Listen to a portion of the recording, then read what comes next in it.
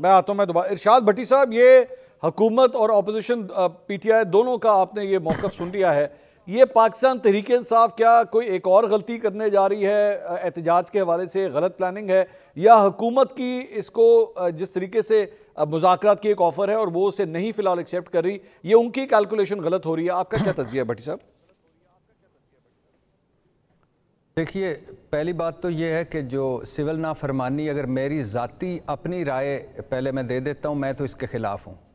وہ کام جس سے ملک کو نقصان پہنچے یا جس سے ملک خسارے میں ہو، وہ نہیں ہونا چاہیے. اور اس پہ پاکستان تحریک انصاف کو ری تھنک کرنی چاہیے. لیکن اب آ جائیے تحریک انصاف کے اس سول نافرمانی جو 14 دسمبر کی ڈیڈ لائن ہے اور اس سے پہلے جو انہوں نے ایک کمیٹی بنائی ہے.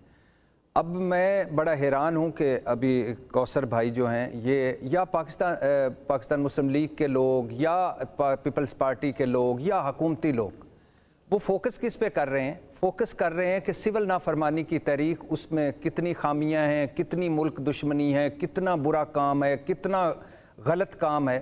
بالکل آپ نے سارے ٹھیک کہہ رہے ہوں گے اپنے اپنے موقف کے مطابق. لیکن پاکستان تحریک انصاف نے ایک اچھا کام کیا ہے، اور وہ اچھا کام یہ کیا ہے کہ 26 نومبر کی گولیاں چلنے کے بعد اور اس ٹینشن کے بعد انہوں نے پہلی دفعہ یعنی اس ٹینس ماحول میں ایک مذاکراتی کمیٹی بنائی ہے. ٹھیک ہے. اس مذاکراتی کمیٹی میں پہلی دفعہ اچھے لوگ رکھے ہیں، جو تحمل والے لوگ ہیں، وہ جو اگلے فرنٹ فٹ پہ کھیلنے والے لوگ نہیں ہیں. زیادہ تر وہ لوگ ہیں جو بات چیت کرنا چاہتے ہیں. اس میں گنڈا پور صاحب بھی شامل ہیں. پہلی بات گنڈا پور ہیں، لیکن بہت سارے اور بھی لوگ ہیں. اسد قیصر صاحب ہیں، عمر ایوب صاحب ہیں، باقی سارے جو ہیں، سلمان اکرم راجہ ہیں.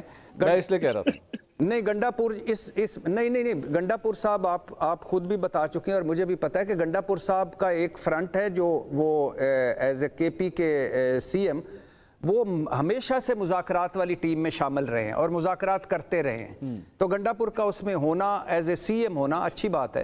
لیکن باقی جو اسد قیصر ہیں، عمر ایوب ہے، سلمان اکرم راجہ ہیں، یہ وہ لوگ ہیں جو بات چیت کرنا چاہتے ہیں. پہلا 26 نومبر کو دیکھیے جو حکومت نے کیا، اس کے بعد جو گولیاں ماری لوگوں کو اور جس طرح کیا، اس کے فوراً بعد ایک کمیٹی بنی.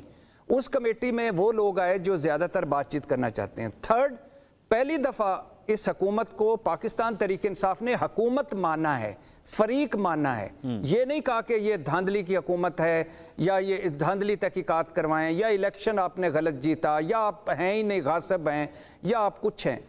فریق مان کے اس نے کہا کہ اپنے مطالبات میں الیکشن دھاندلی تحقیقات نہیں شامل کیا. کیا شامل کیا؟ قیدیوں کی رہائی اور 9 مئی اور 26 نومبر پر سپریم کورٹ کے جج کے انڈر جوڈیشل کمیشن.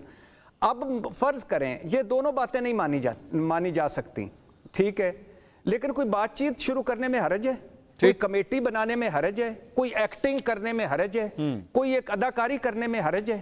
حکومتیں جو ہوتی ہیں وہ بڑے دل کی ہوتی ہیں. میں خواہ وہ ناجائز حکومت ہو، فارم 47 کی حکومت ہو، مینڈیٹ لیس حکومت ہو، RTS والی حکومت ہو، جعلی حکومت ہو، کوئی اور حکومت ہو، حکومتیں چیزیں کیا کرتی ہیں؟ سارٹ آؤٹ کرتی ہیں، رستے کھولتی ہیں.